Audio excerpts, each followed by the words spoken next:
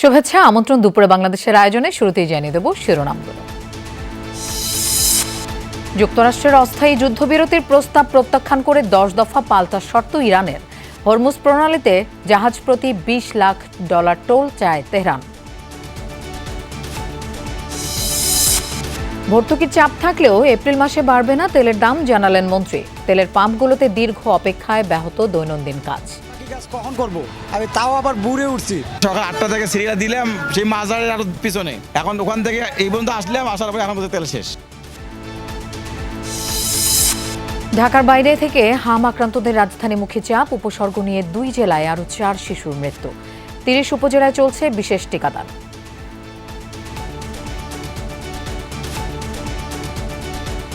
সংসদে পাশ হলো আন্তর্জাতিক ক্রাইম ট্রাইব্যুনাল সংশোধনী বিল। আইনমন্ত্রী জানালেন, গুমের বিচারে আন্তরিক সরকার। জুলাই হত্যা মামলায় গ্রেফতার সাবেক speaker doctor Shirin Sharmin Chowdhury. DB কার্যালয়ে জিজ্ঞাসাবাদ শেষে আজই তোলা হতে পারে আদালতে।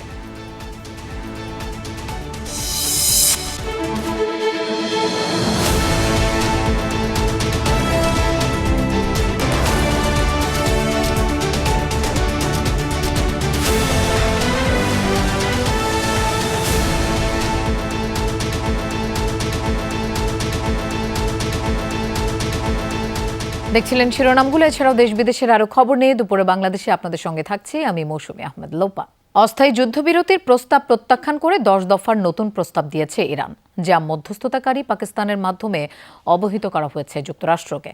ইরান ও মার্কিন বিভিন্ন গণমাধ্যম জানিয়েছে এই তথ্য। প্রস্তাবে স্থায়ীভাবে সংঘাত বন্ধে নিজেদের শর্ত তুলে ধরেছে তেহরান, যার মধ্যে রয়েছে হরমুজ প্রণালী দিয়ে পারাপারে জাহাজ প্রতি $20 লাখ টোলের দাবি। সোমবার যুক্তরাষ্ট্রের 45 দিনের যুদ্ধবিরতির প্রস্তাবের আনুষ্ঠানিক প্রতিক্রিয়া জানিয়েছে ইরান, প্রত্যাখ্যান করেছে অস্থায়ী সংঘাত বন্ধের পরিকল্পনা। মধ্যস্থতাকারী পাকিস্তানের মাধ্যমে পাঠিয়েছে পাল্টা 10 দফা প্রস্তাব, যাতে তুলে ধরা হয়েছে নিজেদের শর্ত। কি আছে তেহরানের প্রস্তাবে?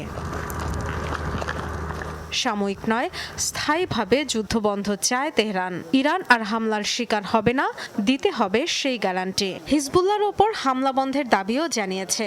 রয়েছে তেহরানের ওপর থেকে সব নিষেধাজ্ঞা প্রত্যাহারের শর্ত। সবচেয়ে আলোচিত বিষয় হরমুজ প্রণালী ইস্যুতেও তুলে ধরা হয়েছে স্পষ্ট দাবি দেওয়া।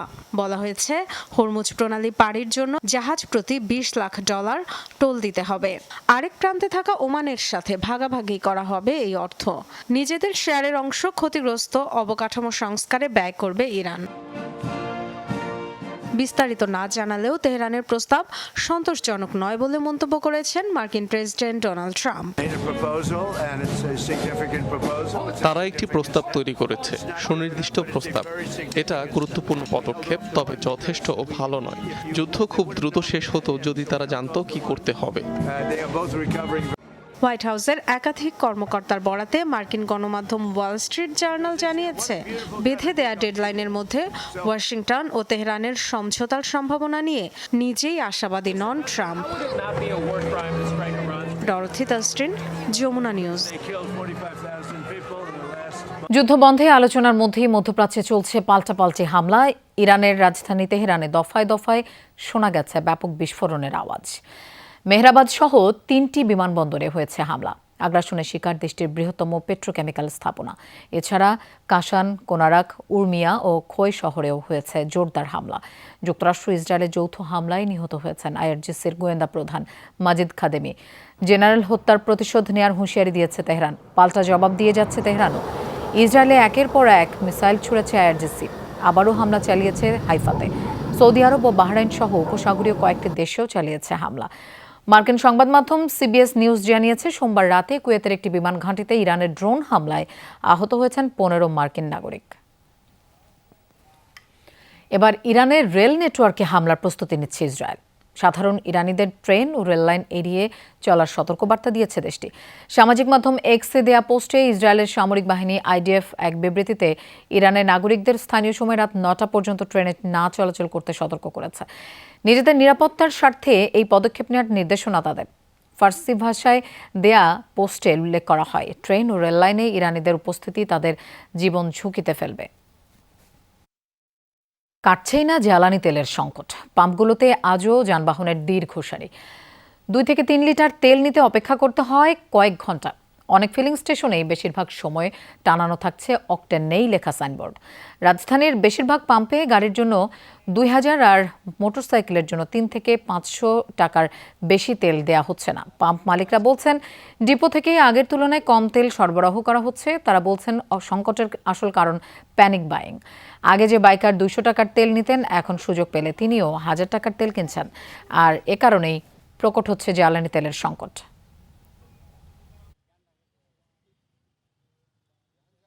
ভেতরের দিকে মহল্লার ভেতরে চলে গিয়েছে সেই লাইন। আর যেহেতু সব পাম্প যদি একসাথে পাম্প তেল দেয় তাহলে এতটা ভিড় হয় না। সকাল থেকে দাঁড়াচ্ছি, এবার ওইখানে ম্যানেজ করতে হচ্ছে, সব মিলিয়ে কষ্ট হচ্ছে অনেক। 4টার সময় আইছি, এই প্রায় 70-80 টাকার পিছনে সিরিয়াল তেল নিতে পারতেছেন আমরা। এই যে 4টে থেকে শাহবাগ মোড়ে সিরিয়াল দিয়েছি, অর্ধেক বেলা চলে গেছে, এখন আমি বাকি কাজ কখন করব? আমি তাও আবার বুড়ে উঠছি। পাম্পগুলোয় জ্বালানি তেলের সরবরাহ ঘাটতি এবং সংকটের ব্যাপারে খোঁজ খবর রাখছেন আমাদের সহকর্মী তাজনুর ইসলাম। আমরা তার কাছে যাব। তিনি আছেন রাজধানীর বিজয় সরণি এলাকায়। তাজনুর, তেল সরবরাহ বিক্রিতে যে মনিটরিং চলছে সেটি কতটা দেখছেন আপনি? গড়ে একজন গ্রাহককে কত সময় অপেক্ষা করতে হচ্ছে পাম্পে? লোপা, আপনার দ্বিতীয় প্রশ্নের উত্তর দিয়ে শুরু করি। ট্রাস্টে এসে একটা অভিজ্ঞতার মুখে পড়লাম যে এই তপ্ত দুপুরবেলাতে কিছুক্ষণ আগে কয়েকজনের সাথে কথা হচ্ছিল যারা মূলত এইখান দিয়ে এসে এই পাম্পে প্রবেশ করছেন, যাদেরকে এখানটাতে তেল দেওয়া হচ্ছে, তাদের আসলে গড়ে 4 থেকে 5 ঘন্টা পর্যন্ত অপেক্ষা করা লেগেছে। কারণ এত বেশি মোটরসাইকেলের চাপ, সেটি আসলে লাইনে দাঁড়ানো থেকে শুরু করে চূড়ান্তভাবে তেল নেওয়া পর্যন্ত মানে কারোরই আসলে 3 ঘন্টার কমে এই পর্যন্ত আসা কোনোভাবে সম্ভব না, কারণ এই লাইনটি অনেক দূর অবধি পৌঁছে গিয়েছে।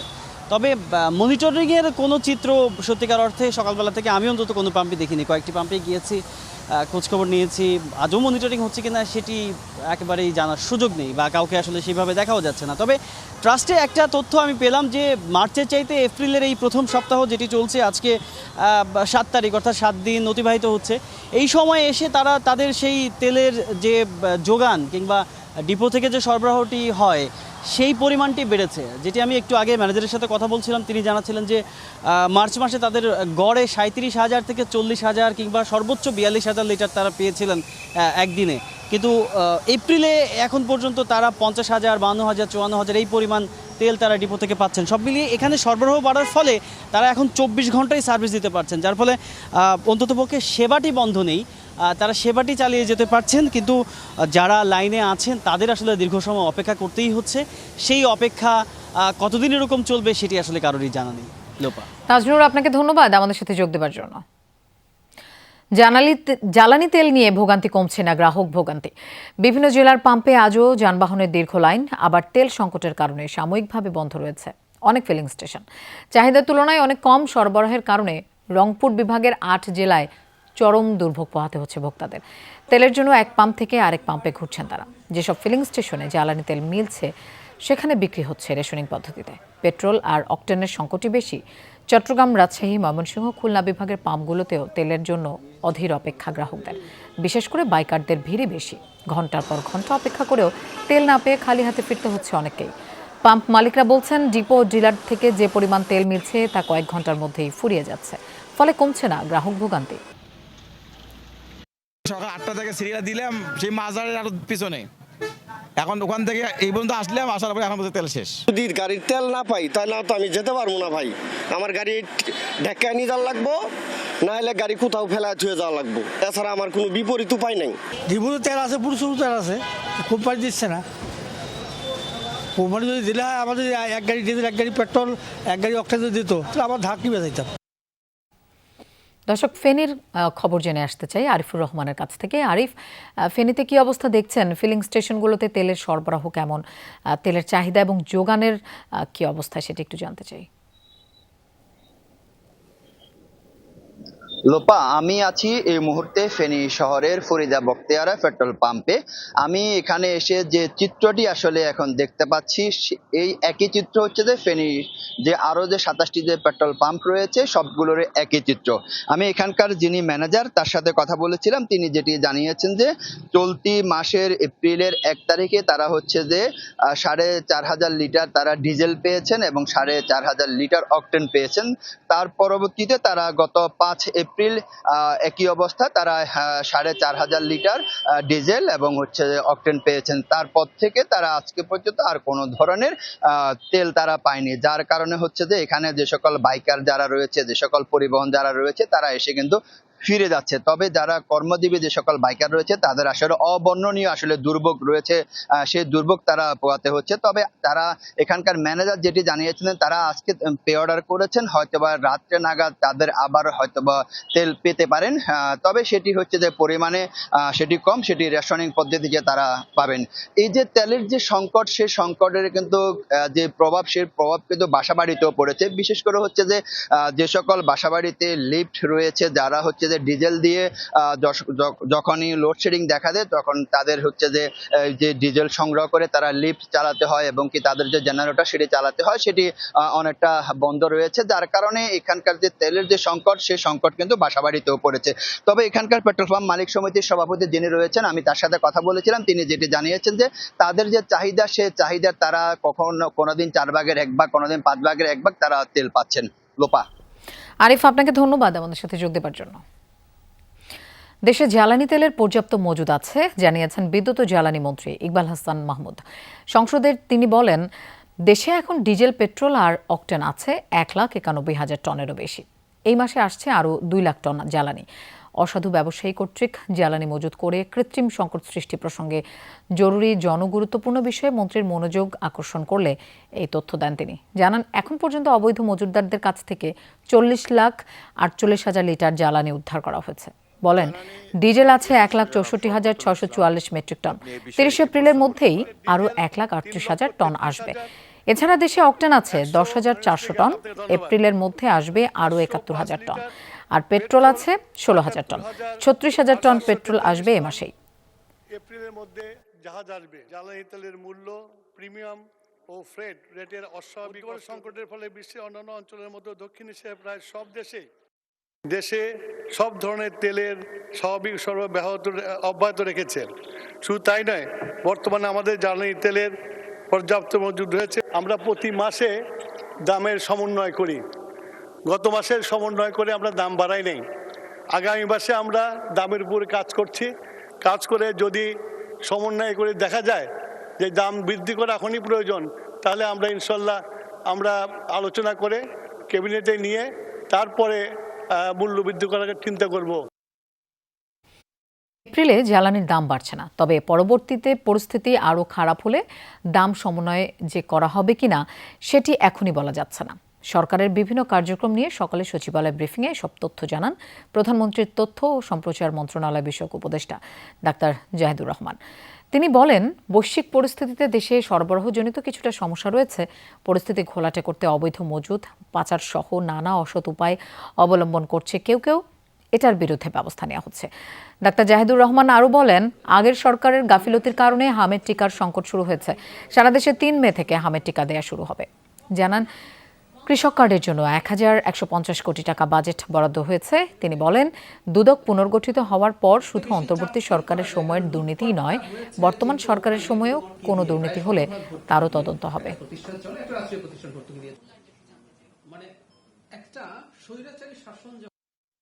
আমরা আজই একটা পাইলট শুরু হতে যাচ্ছে, সেটা হচ্ছে ফুয়েলের জন্য একটা তৈরি হচ্ছে। মানে ওই অ্যাপ ছাড়া কেউ ফুয়েল দিতে পারবেন না। তখন আপনি যেখানেই যান না কেন সেই অ্যাপ ওটা দেখিয়ে দেবে আপনি কতটুকু ফুয়েল নিয়েছেন। প্রত্যেকটা ভেহিক্যালের জন্য, প্রত্যেকের জন্য একটা নির্দিষ্ট পরিমাণ ফুয়েল বরাদ্দ থাকবে, তার যতটা প্রয়োজন হয়। সো আমি আপনার প্রশ্নের জবাব হচ্ছে এটা, যে মানুষ কতটা প্যানিক বাইং করছে বা নিয়ে আবার রেখে দিচ্ছে, সেটা আমরা খুব অল্প সময়ের মধ্যে জেনে যাব। হামের উপসর্গ নিয়ে গত 24 ঘন্টায় রাজশাহীতে 3 এবং ময়মনসিংহে 1 শিশুর মৃত্যু হয়েছে।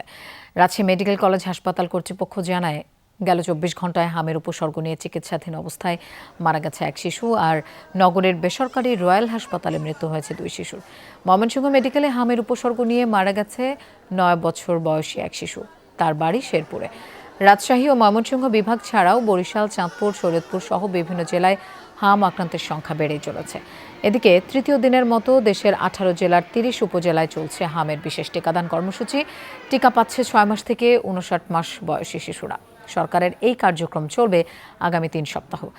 তাছাড়া যে শিশুরা এরই মধ্যে হামে আক্রান্ত তাদের ভিটামিন এ ক্যাপসুল খাওয়ানো হচ্ছে। আগামী 3 মে থেকে দেশ জুড়ে হামের টিকাদান কর্মসূচি শুরু হবে বলে জানানো হয়েছে।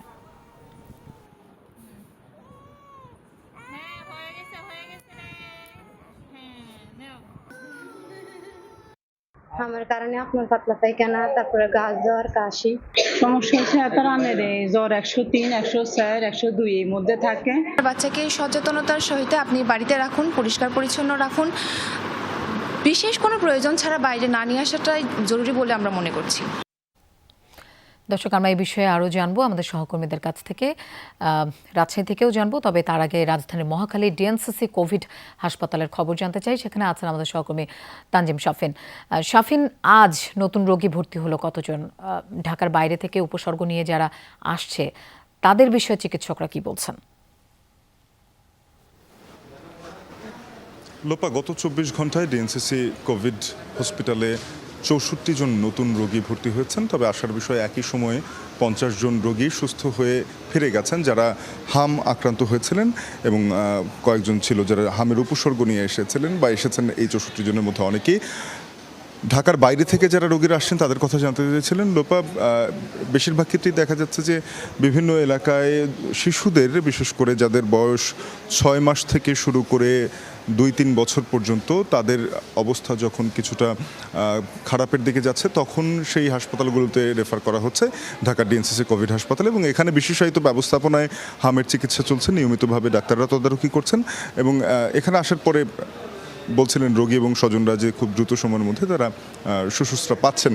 তবে জানিয়ে রাখি যে হামের যেই এবছরের প্রকোপ সেটি মূলত মার্চ মাসের মাঝামাঝি সময় থেকে শুরু হয়েছিল, এবং যেহেতু বায়ুবাহিত একটি ভাইরাস এটি, তাই খুব দ্রুত সময় ছড়িয়ে পড়ে।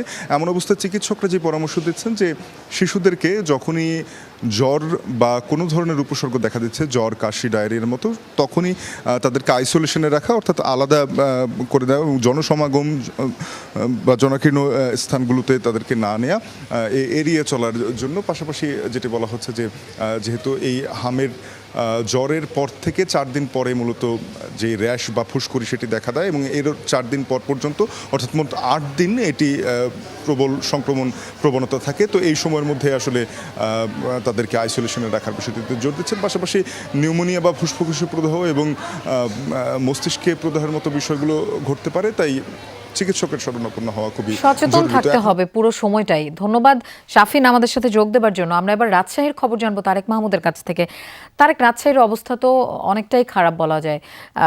হামের উপসর্গ নিয়ে মৃত্যুর সংখ্যা ঠেকানো যাচ্ছে না কেন, এবং চিকিৎসকরা কি বলছেন? লোপা, চিকিৎসকরা যেমনটি বলছেন যে তারা তাদের সাধ্য মতো চেষ্টা করে যাচ্ছেন এখন পর্যন্ত। তবে যারা এই রোগে, হামের যে রোগে আক্রান্ত, অভিভাবকদের কিন্তু যে সার্বিক যে সচেতনতা সেটি কিন্তু থাকতে হবে, এবং কোনো উপসর্গ দেখা মাত্রই বিশেষজ্ঞ চিকিৎসকের পরামর্শ নিতে হবে এবং রাজশাহী মেডিকেল কলেজ হাসপাতালে ভর্তি হতে হবে। এবং আজকেও আমি রাজশাহী মেডিকেল কলেজ হাসপাতালে এবং রাজশাহীর যে রয়্যাল হাসপাতালে, সেখানে যতটুকু তথ্য পেয়েছি, মোট 3 জনের কিন্তু হামের উপসর্গ নিয়ে মৃত্যু হয়েছে। এবং রাজশাহী মেডিকেল কলেজ হাসপাতালের যিনি এখানকার দায়িত্বরত যারা চিকিৎসক রয়েছেন, তারা যেমনটি বলছেন যে এখন পর্যন্ত যে নতুন আইসোলেশন ওয়ার্ড থেকে শুরু করে রাজশাহী মেডিকেল কলেজ হাসপাতালের যে আইসিইউতে 12টা বেড ছিল, সেই 12টা বেডের জায়গায় আরও 6টি বেড কিন্তু আইসিইউতে যুক্ত করা হয়েছে, অর্থাৎ 18টি বেড নিয়ে কিন্তু এখন আইসিইউর শয্যা সংখ্যা বাড়ানো হয়েছে। তবে রাজশাহী মেডিকেল কলেজ হাসপাতালে রোগীদের যে চাপ সেটি কিন্তু রয়েছে। 24 ঘন্টায় নতুনভাবে মোট 18 জন রোগী ভর্তি হয়েছে, এবং এই এখন পর্যন্ত রাজশাহী মেডিকেল কলেজ হাসপাতালে এই গত কয়েক মাসে কিন্তু 429 জন কিন্তু হামের সাসপেক্টেড রোগী তারা ভর্তি হওয়ার যে রেকর্ড সেটি কিন্তু হয়েছে এবং এখন পর্যন্ত রাজশাহী মেডিকেল কলেজ হাসপাতালে 43 জনের মৃত্যু হয়েছে। এছাড়াও রাজশাহী মেডিকেল হাসপাতাল এবং বাইরের রয়্যাল হাসপাতাল সিডিএমে কিন্তু মৃত্যুর সংখ্যাটি সেটি আরও অনেকটা বেশি। রাজশাহী মেডিকেল কলেজ হাসপাতালে নতুন করে আইসোলেশন ওয়ার্ড করার পরেও কিন্তু সেখানে জায়গার সংকুলন হচ্ছে না, বেডে কিন্তু রোগী থাকার পরেও তারপরে মেঝেতে এবং 10 নম্বর ওয়ার্ড 24 নম্বর ওয়ার্ড সহ আরও যে ওয়ার্ডগুলো রয়েছে সেখানেও কিন্তু বেডের জায়গা সংকুলন না থাকায় যে মেঝেতে রোগীদের যে দীর্ঘ লাইন সেটি আমি দেখেছি।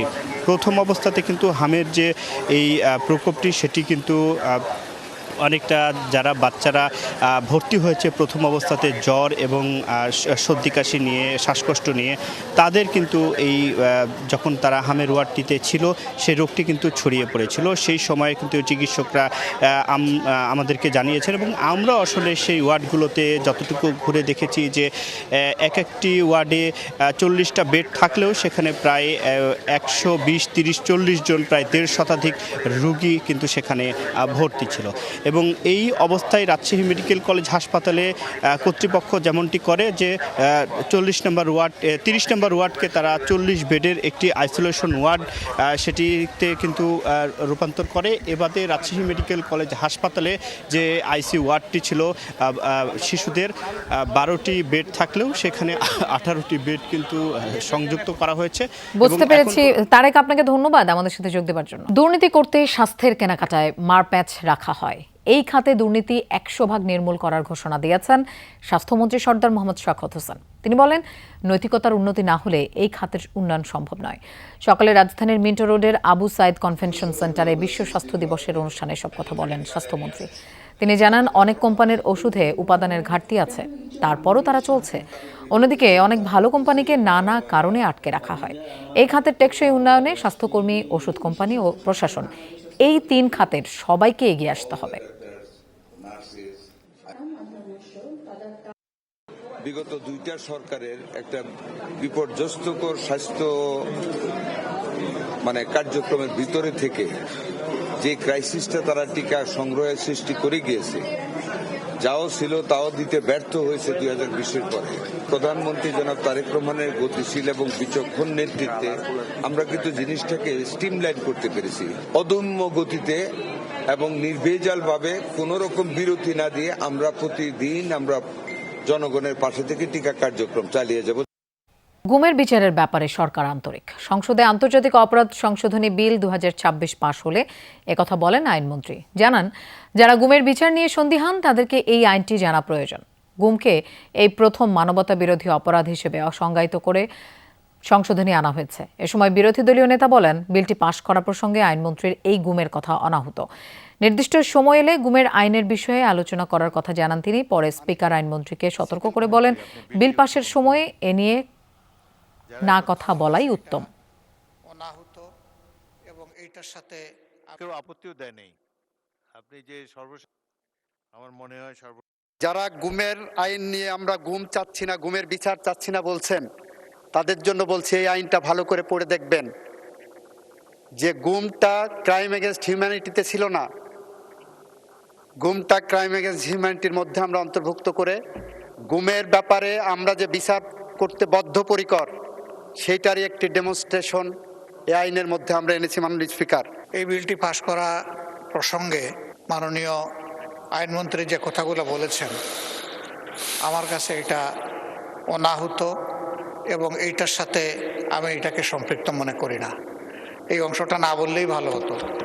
ওই নির্দিষ্ট সময় যখন আসবে তখন আলোচনায় আমরা অংশগ্রহণ করব। এখানে এই ব্যাপারে আর কিছু বলতে চাচ্ছি না।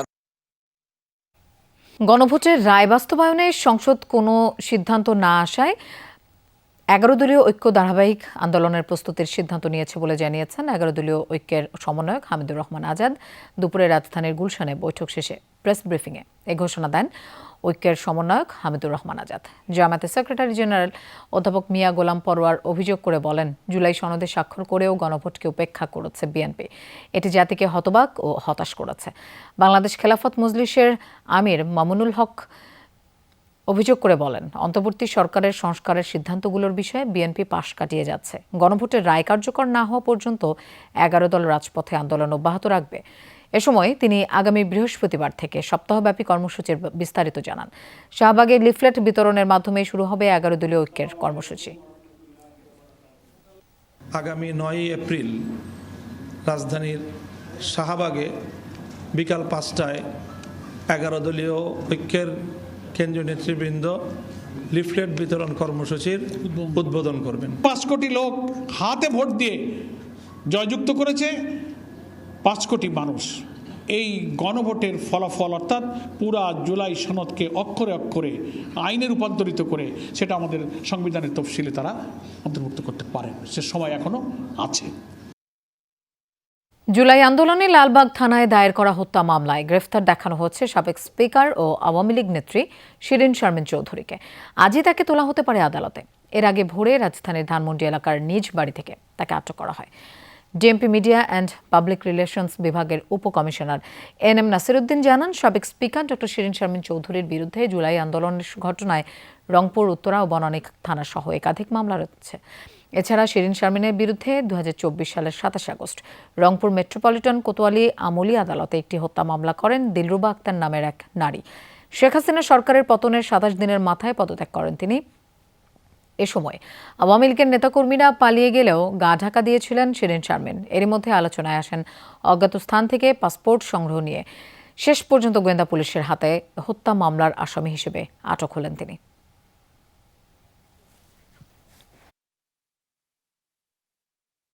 ধানমন্ডি থেকে গ্রেপ্তার করা হয়েছে। গতকাল 5টার দিকে ডিবি অফিসে ডিবি হেফাজতে নিয়ে আসা হয়েছে এবং যতদূর আমি জানি যে লালবাগ থানায় বৈষম্য বিরোধী একটা মামলা আছে, সেই মামলা যেটা ডিবিতে তদন্তাধীন, সেই মামলায় তাকে আদালতে সোপর্দ করা হবে।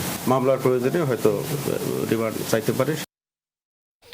জুলাই আন্দোলনে চট্টগ্রামের ছাত্রদল নেতা ওয়াসিম সহ 6 জনকে হত্যায় অভিযোগ আমলে নিয়ে পলাতক হাসান মাহমুদ নওফেল, আজম নাসির সহ 18 জনের বিরুদ্ধে গ্রেফতারি পরোয়ানা জারি করেছেন ট্রাইব্যুনাল 2।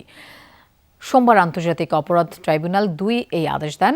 মামলায় সাবেক মন্ত্রী হাসান মাহমুদ, সাবেক এমপি এবিএম ফজলে করিম চৌধুরী সহ 22 জনের বিরুদ্ধে পৃথক 3টি অভিযোগ আমলে নেওয়া হয়। তাদের বিরুদ্ধে হত্যা, উস্কানি ও প্ররোচনার অভিযোগ আনা হয়।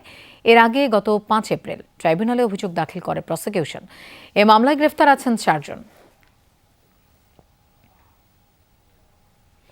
কুমিল্লায় বকেয়া বেতনের দাবিতে ঢাকা চট্টগ্রাম মহাসড়ক অবরোধ করে বিক্ষোভ করেছেন নাসা গ্রুপের শ্রমিকরা। সকাল 10:15টার দিকে পদুয়ার বাজার এলাকায় মহাসড়কে অবস্থান নেন শ্রমিকরা। নাসা স্পিনার্স এবং গার্মেন্টস অনির্দিষ্টকালের জন্য বন্ধ ঘোষণার প্রতিবাদ জানান তারা। অবিলম্বে বকেয়া বেতন ভাতা পরিশোধের দাবি জানান শ্রমিকরা। মহাসড়ক অবরোধ করে রাখায় দেখা দেয় দীর্ঘ যানজট।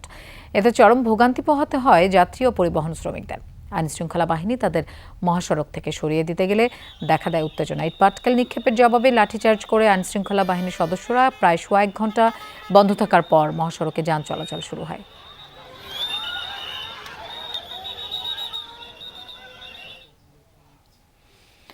চট্টগ্রাম শহরের সব সড়ক অলিগলি যেন তারের জঞ্জাল। সবসময় দুর্ঘটনার শঙ্কা নিয়ে চলাচল করেন পথচারীরা। পুরো প্রক্রিয়াই নীতিমালা বহির্ভূত এবং অব্যবস্থাপনায় ভরা, বলছেন নগর পরিকল্পনাবিদরা। বিভিন্ন সেবা সংস্থার এসব তার বা কেবল মাটির নিচে স্থানান্তরে একাধিক উদ্যোগ নেওয়া হলেও তা সফল হয়নি। চট্টগ্রাম মহানগরীর অন্যতম প্রাণকেন্দ্র নিউ মার্কেট এলাকার চিত্র এটি। বৈদ্যুতিক খুঁটি থেকে শুরু করে সড়ক বিভাজকের গাছ, এমনকি বিভিন্ন স্থাপনাতেও তারের জঞ্জাল। কুণ্ডুলি পাকিয়ে রাখা ইন্টারনেট ও ডিশ কেবল, বিদ্যুতের তার কোথাও ছেঁড়া, কোথাও নিচে ঝুলছে। যে কোনো সময় ঘটতে পারে দুর্ঘটনা। বৈদ্যুতিক তার থেকে প্রায় ঘটছে শর্ট সার্কিট ও অগ্নিকাণ্ড।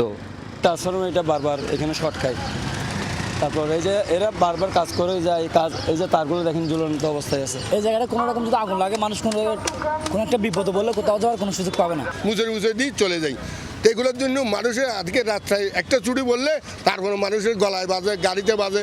আগুন লাগলে তাপমাত্রা একসাথে একটা ধরবে, একসাথে একটা ধরবে, পুরো সারা সমস্যা হয়ে যাবে। বিভিন্ন সময় অগ্নিকাণ্ডের ঘটনা ঘটেছে। এখান থেকে আমাদের মার্কেটও বিভিন্ন সময় অগ্নিকাণ্ডের ঘটনাগুলো ছড়িয়ে পড়েছে। শুধু নিউ মার্কেট নয়, পুরো চট্টগ্রাম নগরীর একই চিত্র। বিভিন্ন ইন্টারনেট ও ডিশ অপারেটরদের দেয়া সংযোগ অপরিকল্পিত। এতে যেমন বাড়ছে অগ্নি ঝুঁকি, তেমনি নষ্ট হচ্ছে সৌন্দর্য। অগোছালো তারগুলোর জন্য বিভিন্ন ধরনের দুর্ঘটনা ঘটে, তাই ওদের সরকারের একটা ব্যবস্থা নেওয়া উচিত। হাঁটতেছি যে আমরা ইন্টারনেটের লাইন মনে করতেছি, কিন্তু এটা অনেক সময় হয়ে যায় আবার এটা বিদ্যুতের লাইন। একটা খুঁটির ভিতরে অন্তত 10 থেকে 15টা কোম্পানি একইভাবে লাইনটা চালাচ্ছে।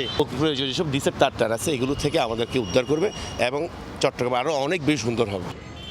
উন্নত শহরগুলোতে ইউটিলিটি সার্ভিসগুলো আন্ডারগ্রাউন্ড ডাক্ট বা কমন ট্রেঞ্জের মাধ্যমে পরিচালিত হয়। চট্টগ্রামেও সমন্বিত কেবল ম্যানেজমেন্ট নীতিমালা বাস্তবায়নের তাগিদ নগর পরিকল্পনাবিদদের। এখন যে কাজটা হচ্ছে সেটা অবৈধভাবে হচ্ছে। সিটি কর্পোরেশনের পোল, পিডিবির পোল কিংবা টিএনটির পোলগুলো কিন্তু এভাবে তারা কোনো নীতি ছাড়াই এবং কোনো ধরনের অনুমতি ছাড়া এটা ব্যবহার করছেন, বাধ্য হয়ে করছেন। তারের জঞ্জাল দূর করে শৃঙ্খলা ফেরাতে পাইলট প্রকল্পের কথা জানান সিটি মেয়র। যে কেবলগুলো বেশি মোটা সেগুলো কিন্তু আলটিমেটলি নালার সাথে তার দেওয়াতে অনেক সময় সেটা অবস্ট্রাকশন হতে পারে। তো এই জায়গায় এসে আমাদের সাথে কিছু কথাবার্তা হচ্ছে, আমরা যেগুলো চিকন কেবল সেগুলো আমরা দিতে সম্মত হয়েছি, মোটাগুলোকে আমরা আন্ডারগ্রাউন্ডে নিয়ে যেতে বলেছি। শহীদুল সুমন, যমুনা নিউজ, চট্টগ্রাম। অন্তর্বর্তীকালীন সরকারের অন্যান্য খাতে সফলতা থাকলেও স্বাস্থ্য খাতে গাফিলতির কারণে হামে শিশুদের মৃত্যু হচ্ছে বলে মন্তব্য করেছেন প্রধানমন্ত্রীর রাজনৈতিক বিষয়ক উপদেষ্টা এবং বিএনপির সিনিয়র যুগ্ম মহাসচিব রুহুল কবির রিজভী। সকালে কেন্দ্রীয় শহীদ মিনারে বিশ্ব স্বাস্থ্য দিবস উপলক্ষে আয়োজিত বিএনপির র্যালিতে অংশ নিয়ে এমন মন্তব্য করেন তিনি। বলেন, স্বাস্থ্য খাতের অবনতি হচ্ছে। এ সময় তিনি বর্তমান নির্বাচিত সরকার বিশেষ করে স্বাস্থ্য মন্ত্রণালয়কে গুরুত্ব দিয়ে সমস্যা সমাধানের আহ্বান জানান। হাম মোকাবেলায় সরকারকে তড়িৎ পদক্ষেপ নেয়ার তাগাদা দেন রিজভী। তিনি বলেন, বিশ্বজুড়ে টিকা বিরোধী অপপ্রচার ও কুসংস্কার মোকাবেলা করতে হবে। স্বাস্থ্য ঝুঁকি হ্রাসে বিজ্ঞান নির্ভরতার তাগাদা দেন বিএনপির এই নেতা। কিছু কুসংস্কার, কিছু টিকা বিরোধী অপপ্রচার, এগুলো যেমন হয়েছে তেমনি উদাসীনতাও রয়েছে। বর্তমান জনগণের দ্বারা নির্বাচিত সরকারকে অতি দ্রুত এই হাম মোকাবেলায় কাজ করতে হবে। এটা স্বাস্থ্য মন্ত্রণালয় এবং জনস্বাস্থ্যের সাথে যারা জড়িত রয়েছেন সবাইকে দ্রুত গতিতে এই পদক্ষেপ নিতে হবে, কারণ এটি একটি নির্বাচিত সরকার। শহরের চেয়ে গ্রামেই এখন ব্যবসার গতি বেশি। দেশে এখন অর্থনৈতিক ইউনিটের সংখ্যা 1,17,00,000 ছাড়িয়েছে। 73 লাখের বেশি ইউনিট নিয়ে গ্রামীণ অর্থনীতি এখন বড় চালিকা শক্তি। সকালে অর্থনৈতিক সুমারি 2024 প্রকাশ অনুষ্ঠানে এসব তথ্য জানানো হয়। আলোচকরা বলেন, স্বচ্ছতা, জবাবদিহিতা নিশ্চিত করাই সরকারের অন্যতম অঙ্গীকার।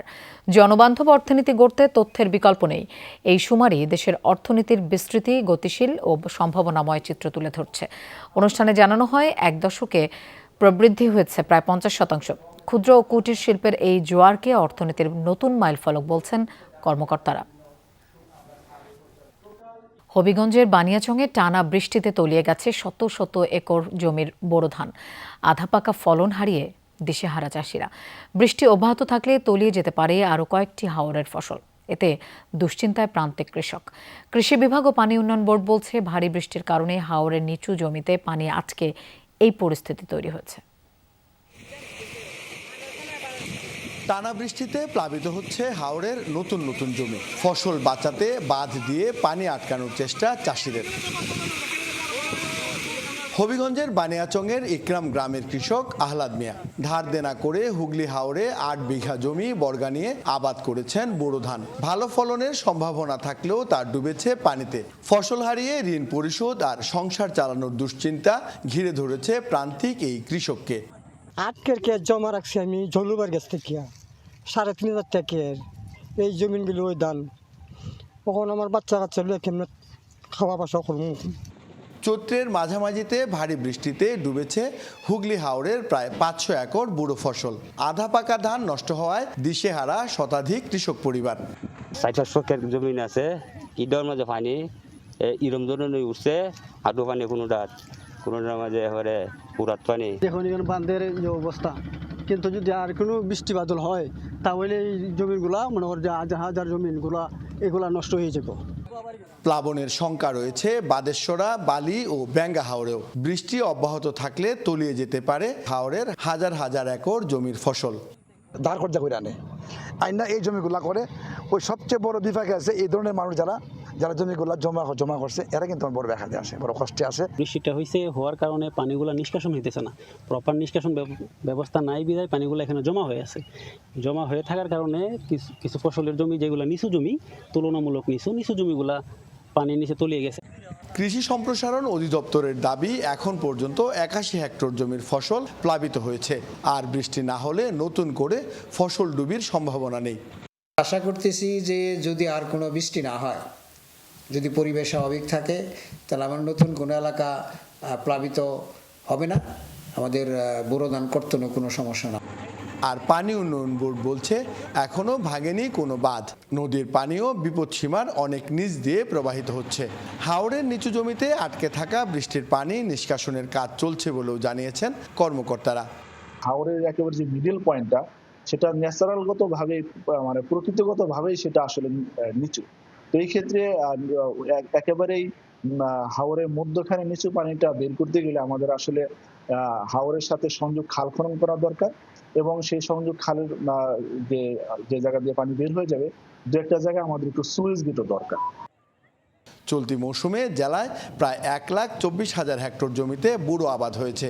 এর মধ্যে হাওরের জমি প্রায় 47,000 হেক্টর। প্রদীপ দাস সাগর, যমুনা নিউজ, হবিগঞ্জ। আরেকবার স্বাগত, আপনারা দেখছেন দুপুরের বাংলাদেশ। অনূর্ধ্ব 20 নারী এশিয়ান কাপের খবর। ভিয়েতনামকে হারিয়ে তৃতীয় দল হিসেবে সমীকরণ মেলানোর লক্ষ্যে আজ মাঠে নামছে বাংলাদেশ। উজবেকিস্তান ও চাইনিজ তাইপের থেকে গোল ব্যবধানে কিছুটা সুবিধাজনক অবস্থায় থাকায় স্বপ্ন দেখছে লাল সবুজরা।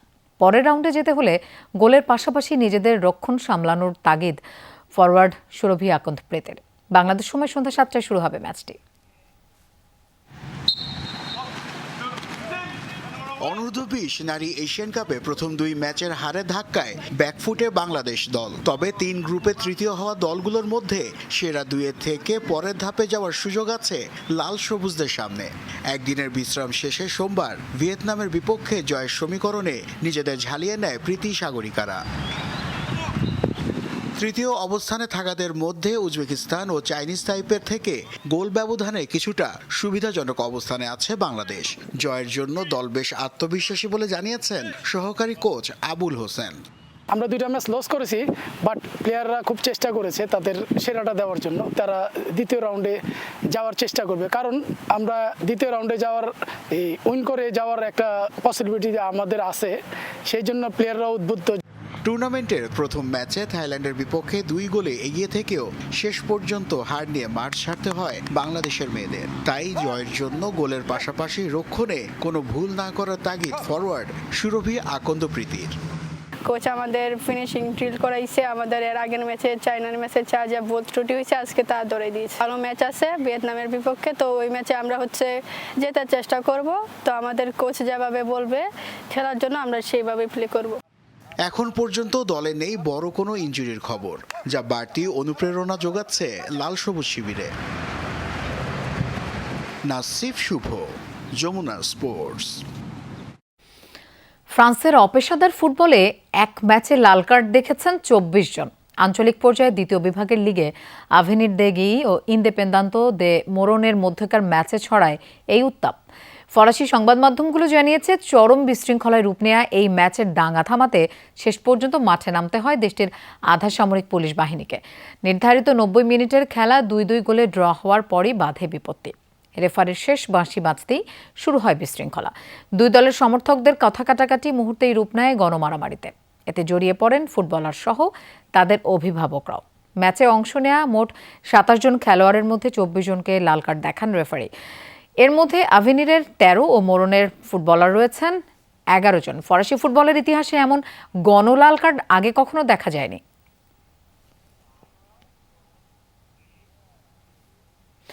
লাল সবুজের জার্সি গায়ে নিজের ক্রিকেট ক্যারিয়ার শেষ করতে চান সাকিব আল হাসান।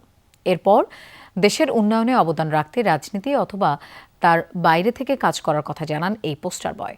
সম্প্রতি এক সাক্ষাৎকারে নিজের ক্রিকেট ফেরা, ক্লাব ক্রিকেটে অস্থিরতা, রাজনীতি সহ নানা দিক তুলে ধরেন সাকিব। দিনভর আলোচনায় থাকার পর সোমবার সামাজিক যোগাযোগ মাধ্যমের এক স্ট্যাটাসে বিষয়টির স্পষ্ট ব্যাখ্যা দেন তিনি। জানান বাংলাদেশের হয়ে খেলার পাশাপাশি সর্বোচ্চটুকু উজাড় করে দেওয়ার প্রয়াস। তাই মনোযোগটাও ধরে রাখতে চান 22 গজে। এদিকে রাজনীতির মাধ্যমে দেশের উন্নয়নে কাজ করা অনেক বেশি সহজ হয় বলে দাবি সাকিব আল হাসানের। দর্শক, দুপুরে বাংলাদেশের প্রথম ঘন্টা থেকে বিদায় নিচ্ছি আমি মৌসুমী আহমেদ লোপা।